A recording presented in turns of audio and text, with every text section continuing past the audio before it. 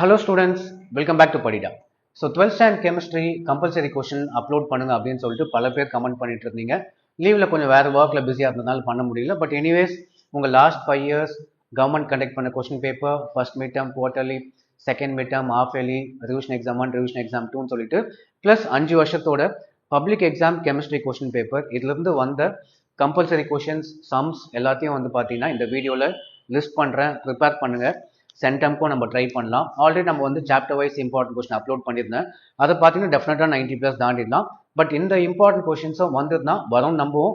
வந்துச்சுன்னா நம்ம சென்டம்க்கும் வந்து ட்ரை பண்ணலாம். ஓகேவா? ஸோ ஃபர்ஸ்ட் பார்த்தீங்கன்னா சாப்டர் 2ல 17th கொஸ்டின் புக் பேக்கில், இதுக்கு அடுத்து சாப்டர் 3ல கம்ப்ளீட் த ஃபாலோயிங் ரியாக்ஷன் அப்படின்னு சொல்லிட்டு 23rd கொஸ்டின். இதில் வந்து ஒரு 13 கொஸ்டின்ஸ் இருக்கும். எல்லாத்தையுமே ப்ரிப்பேர் பண்ணுங்க. எல்லாமே படிக்கிறது நல்லது. அதில் இம்பார்ட்டன்ட் 12th 13th நிறைய வாட் ரிப்பீட் ஆயிருக்கு. நெக்ஸ்ட் வந்து பார்த்தீங்கன்னா very very important question chapter 5ல ஒரு கோஆர்டினேஷன் காம்பவுண்ட் கொடுத்துட்டு அதில் central metal atom, coordination number, IUPAC name இதெல்லாம் கேட்பாங்க. ஈஸியாக தான் இருக்கும். 2 years பேக் பப்ளிக் எக்ஸாமில் வந்திருந்தது. ஸோ இதான் கோஆர்டினேஷன் காம்பவுண்டு வித் ஆன்சரோடு உங்களுக்கு கொடுத்துருக்கேன்.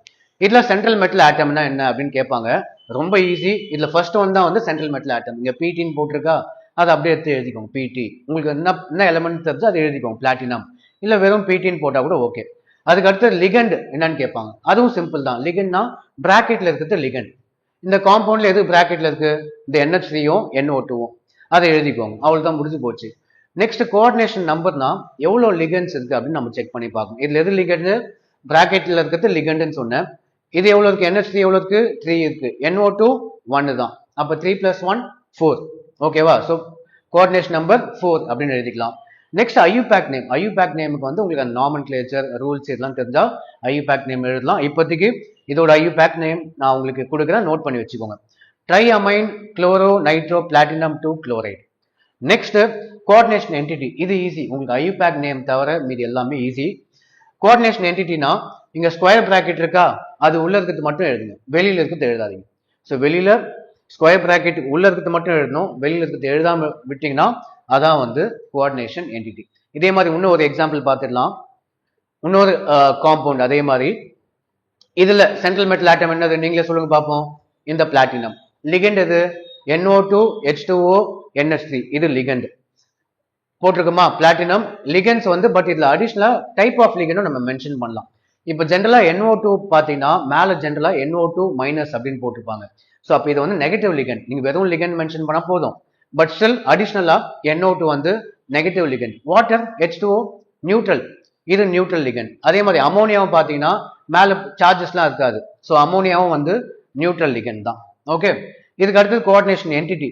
என்ன சொன்ன கோஆர்டினேஷன் என்டிட்டினா ஸ்கொயர் பிராக்கெட் உள்ள இருக்கிறது எல்லாத்தையும் எழுதிக்கோங்க. வெளியில இந்த BR தவிர மீதி எல்லாத்தையும் எழுதுங்க. அதான் வந்து கோஆர்டினேஷன் என்டிட்டி. அடிஷனலா வந்து உங்களுக்கு ஆக்சிடேஷன் நம்பரும் கேட்பாங்க. ஸோ இந்த கொஸ்டின்ல சென்ட்ரல் மெட்டல் ஆட்டமோட ஆக்சிடேஷன் நம்பர் கேட்டிருக்காங்க. ஈஸி தான். இந்த காம்பவுண்ட் அப்படியே எழுதிக்கலாம். நெக்ஸ்ட் இதோட சார்ஜஸ்லாம் கீழே எழுதணும். ஸோ பிளாட்டினம் தான் நம்ம கண்டுபிடிக்கணும். அந்த PT அது Xன்னு வச்சுக்கோங்க. NO2 நான் உங்களுக்கு என்ன சொன்னேன்? Negative ligand. ஏன்னா அதுல வந்து மைனஸ் சார்ஜ் இருக்கும், -1. அப்ப NO2க்கு பதிலாக -1 போட்டுக்கும். Water neutral 0.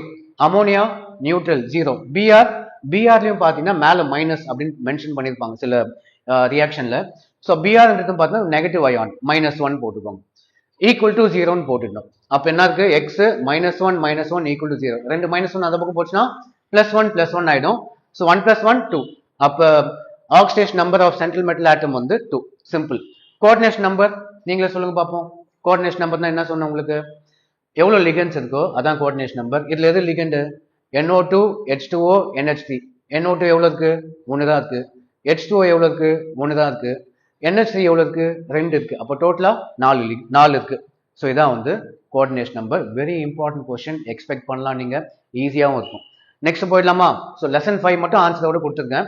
லெசன் 6 வந்து பாத்தீங்கன்னா எக்ஸாம்பிள் 2 பேஜ் நம்பர் 185ல அதே மாதிரி 23rd கொஸ்டின் செகண்ட் ஒன்ல 23rd கொஸ்டின் 2 times ரிப்பீட் ஆகுது. Very important one.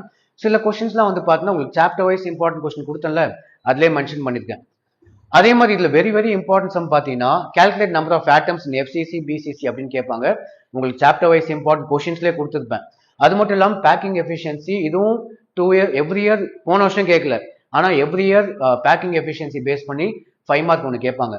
Packing efficiency BCC FCC SC மூணுமே ஈஸி. போன வருஷத்துக்கு முன் வருஷம் எஸ்சி கேட்டாங்க, அதுக்கு முன்னாடி வருஷம் எஃப்சிசிஓ பிசிசிஓ 5 மார்க்ல கேட்பாங்க. Very important. போன வருஷம் வரல, அப்போ இந்த வருஷம் வரதுக்கான சான்ஸ் வந்து அதிகம். ஸோ இந்த கொஸ்டின்லாம் உங்களுக்கு வந்து இந்த சாப்டர் வைஸ் இம்பார்ட்டன்ட்லேயே கொடுத்துருப்பேன். அதே மாதிரி லெசன் 7 வெரி இம்பார்ட்டன்ட் கொஷின்ஸ்லாம் இருக்கு. 6th லெசனும் 7th லெசனும் important. Example 3 page 211, example 4 page 216, example 6 page 217. இந்த கொஸ்டின் 2 times ரிப்பீட்டட். அதே மாதிரி புக் பேக்ல 18th question 2 times, 23rd question 3 times, 26th question 2 times. இந்த கொஸ்டின்ல எப்படி இருக்கும் அப்படின்னு பார்த்தீங்கன்னா இதுவும் ஈஸி தான்.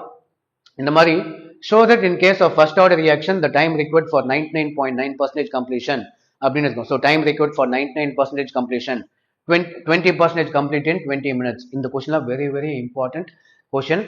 இதுவும் நான் உங்களுக்கு வந்து சாப்டர் வைஸ்லேயே கொடுத்துருப்பேன். நீங்க சாப்டர் வைஸ் நம்ம வெப்சைட்ல அப்லோட் பண்ணிருக்கோம்ல, அதுலேயே இருக்கும். அதுலேயே 7th சாப்டர் போனீங்கன்னா இந்த சம்லாம் உங்களுக்கு இருக்கும். ஓகேவா? நெக்ஸ்ட் லெசன் 8ல பிஹெச் பேஸ் பண்ண கொஸ்டின் கேட்பாங்க. So example 8.1, example 8.2, example 8.3, example 8.5 இந்த பேஜ் நம்பர்லாம் நோட் பண்ணிக்கோங்க. அதே மாதிரி எவால்வேட்ல பேஜ் நம்பர் 12ல எவால்வேட்னு ஒன்று இருக்கும், பார்த்துக்கோங்க. அதே மாதிரி பேஜ் நம்பர் 18ல எவால்வேட்ல பி ஏபின்னு இருக்கும், அதுல பி பார்த்துக்கோங்க. புக் பேக்ல 8th, 14th, 15th இதெல்லாம் நோட் பண்ணிக்கோங்க. நெக்ஸ்ட் லெசன் 9ல எக்ஸாம்பிள் நம்பர் புக்ல கிடையாது, பேஜ் நம்பர் 36ல கீழே இருக்கும். எதை பேஸ் பண்ணினா based on molar conductance, find the molar conductance அப்படின்னு சொல்லிட்டு ஒரு கொஸ்டின் பேஜ் நம்பர் 36ல செக் பண்ணி பாருங்க. அதே மாதிரி எவால்வேட்ல பேஜ் நம்பர் 37ல இதுவும் செக் பண்ணி பார்த்துக்கோங்க. ஓகேவா? Next question calculate the EMF of the following cell using Nernst equation. So Nernst equation கீழே ஒரு சம் ஒன்று இருக்கும், அதையும் சேர்த்து பார்த்துக்கோங்க. இம்பார்ட்டன்ட் பேஜ் நம்பர் 52ல இருக்கும். அது இல்லாம புக் பேக்ல சம்ஸ் இம்பார்ட்டன்ட் கொஸ்டின்ஸ் பார்த்தீங்கன்னா 21st கொஸ்டினும் 27th கொஸ்டினும். ஓகேவா? நெக்ஸ்ட் 11th and 12thல ஐயூபேக் நேம் உங்களுக்கு பேசிக் கான்செப்ட் தெரியணும். ஐயூபேக் நேம் பேஸ் பண்ணி டெஃபினட்டா கேட்பாங்க. ஆன்லைன்ல எங்க யூடியூப்ல ஏதாவது வீடியோஸ் பாருங்க, எப்படி நம்ம நேம் பண்ணோம் அப்படின்னு சொல்லிட்டு ஈஸியா இருக்கும். டைம் இருந்தால் நான் அப்லோட் பண்றேன். மேக்ஸிமம் நீங்க வந்து உங்க 11th 12th லெசன்லயும் எவால்வேட் இல்ல ஐயூபேக் நேம் எங்கெல்லாம் இருக்கோ அது எல்லாத்தையும் ப்ரிப்பேர் பண்ணுங்க. இல்ல ஆன்லைன்ல யூடியூப்ல போயிட்டு ஐயூபேக் நேமிங்லாம் எப்படி பண்ணணும்னு பார்த்துக்கோங்க. ஈஸியா தான் இருக்கும். ஓகேவா? அது இல்லாம கொஸ்டின் நம்பர் 17, 19, 20th வந்து 2 வாட்டி கேட்டிருக்காங்க.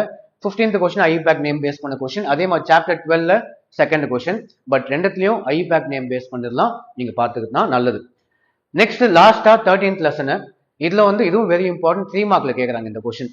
ஐடென்டிஃபை த காம்பவுண்ட்ஸ் அப்படின்னு சொல்லிட்டு 13th லெசன்ல 5th கொஸ்டின். 5thல 7 இருக்கும், 7மே பார்த்துக்கோங்க. அதுல வெரி இம்பார்ட்டன்ட் பார்த்தீங்கன்னா 6th வந்து வெரி இம்பார்ட்டன்ட், 3 வாட்டி கேட்டிருக்காங்க.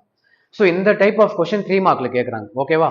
ஸோ அவ்வளவுதான். உங்களுக்கு இது இல்லாம வேற ஏதாவது அடிஷனல் கம்பல்சரி கொஸ்டின் உங்களுக்கு ரிவிஷன் எக்ஸாம் 1, ரிவிஷன் எக்ஸாம் 2ல வந்ததுன்னா அதையும் சேர்த்து ஃபியூச்சர்ல அப்லோட் பண்றேன். இஃப் பாசிபிள் ஆன்சரோட அப்லோட் பண்ண ட்ரை பண்றேன் வித் எக்ஸ்பிளனேஷனோட கம்மிங் டேஸ்ல. ஓகேவா? ஸோ அவ்வளவுதான். நம்ம வெப்சைட்ல ஆல்ரெடி ஆல் சப்ஜெக்ட்ஸ் உங்களுக்கு இம்பார்ட்டன்ட் கொஸ்டின் அப்லோட் பண்ணியாச்சு.